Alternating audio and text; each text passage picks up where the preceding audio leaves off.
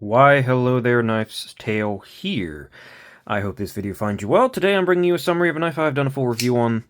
This is the CKF Peter Ascenti designed Snafu. This is the latest Snafu, and this particular one is, of course, as you can probably see already, DLC coated with tons of zircutai inlays and pivot collars and such. This is a very premium knife and an integral. One solid piece of titanium. I think Peter Ascenti pretty much exclusively does integrals. Don't quote me on that. I am not a master of Peter Ascenti's custom works. I don't have any of those, but I'm pretty sure they're almost exclusively integrals, which is a very interesting area to be in. Like, I mean, you're not competing against too many people, right? So, let's just take a quick look into this knife real fast. Overall blade length, 3.5 inches to the beginning of the scale. Overall, 8 1/8. Of course, the full specs will be in the full review, and the full review will be linked in the description down below, should you care to watch that instead. This being the summary, we'll just quickly talk about what we got here.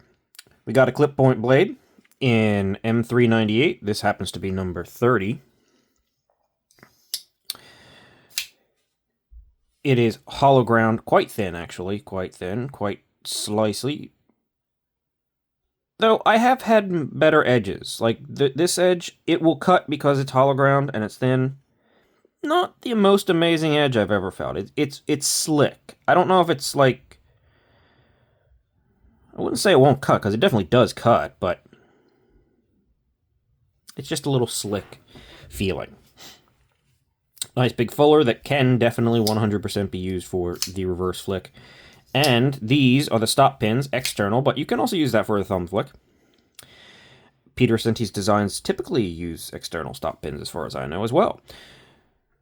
Big stop pins there, you can see where it contacts the frame. It doesn't actually contact the frame on this side. If you look really close, it's not actually touching. It's just about touching. But it touches on this side for the stop. And, of course, both sides up here for the stop. Plunge grind, sharpening choil is excellent on this knife. It's way up here, tons of life. It's got a very, just a clip point blade shape, but it is a very attractive blade shape. Something about the Snafu's blade shape to me is just good looking. You have a sharpening choil, finger choil up here that is definitely capable of being used as a finger choil. No problems whatsoever there. I will say the one downside of this knife, it does have a downside, and it's this jimping. Why is this jimping here? It is ultra aggressive. I mean, you can see it is deep.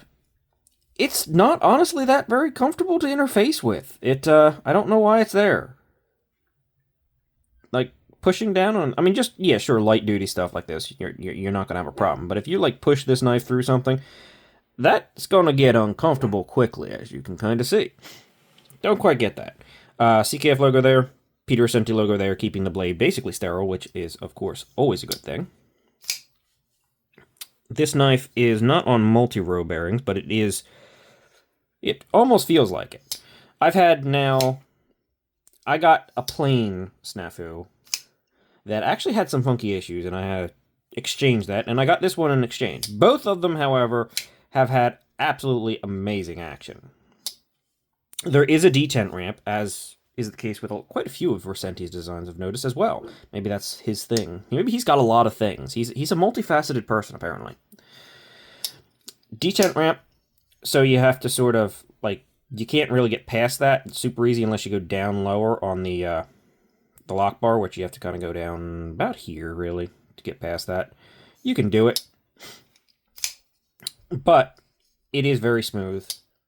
I will say the regular one was a little bit more smooth, but I'm thinking that's just because of the friction of the DLC coating.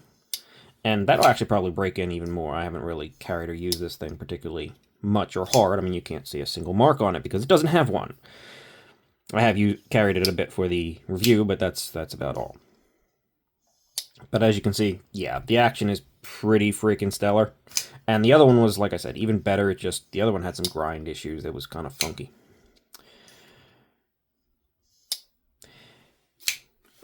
Great detent, simple detent ball, frame lock design, big old lock bar insert there. You can see part of the bearing actually stick out, and the path that the detent ball slips in, which is, of course, as I said, DLC coded, so that is part of what you sort of get a little bit of a sound out of it.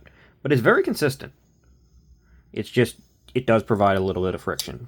It does not stop it from doing that, though, near drop shot still. And that's actually kind of impressive for a DLC coded knife. Like, this is not worn in, and it's already doing that. Yeah. Good, good, good. Hidden lanyard post back here, as I said, integral. Big old giant inlays of zircuti. And these are interesting zircuti. These are the chunkiest zircuti I've ever seen. You can see all the chunks at the core of the zirconium parts, where you can see chunks of zirconium in there. Very interesting looking.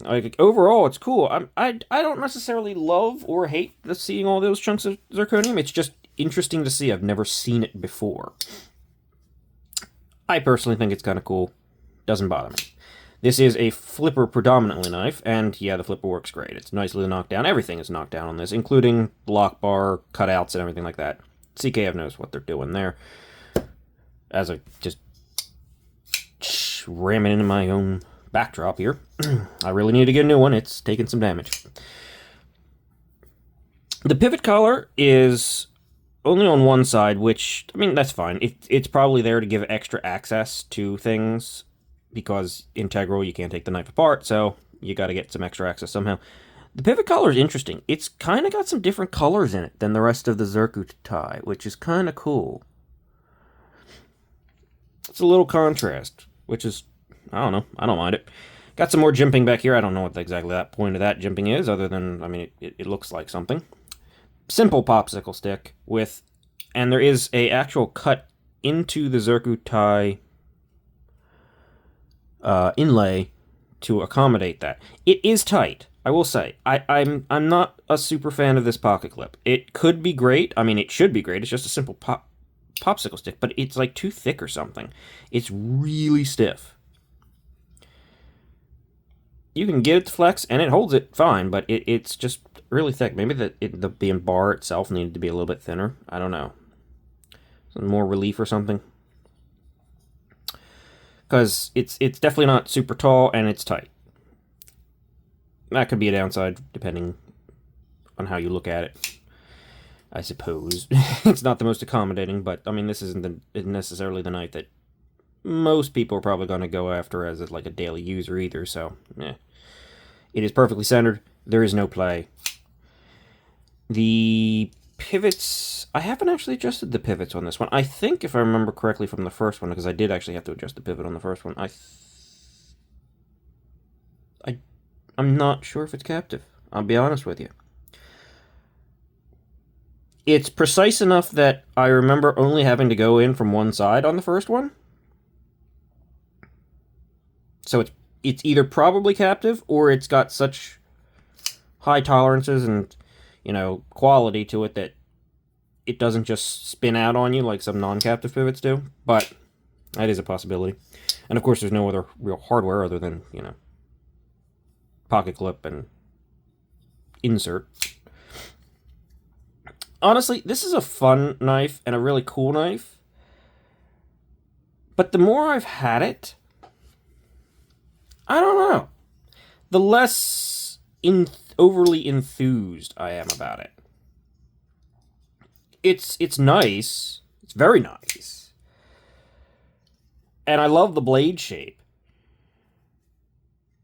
But the multiple steps, it's cool and it's well done. But also, you can see this little rainbow on the inside because of the DLC treatment on the inside of the integral, which is cool. That's just fun.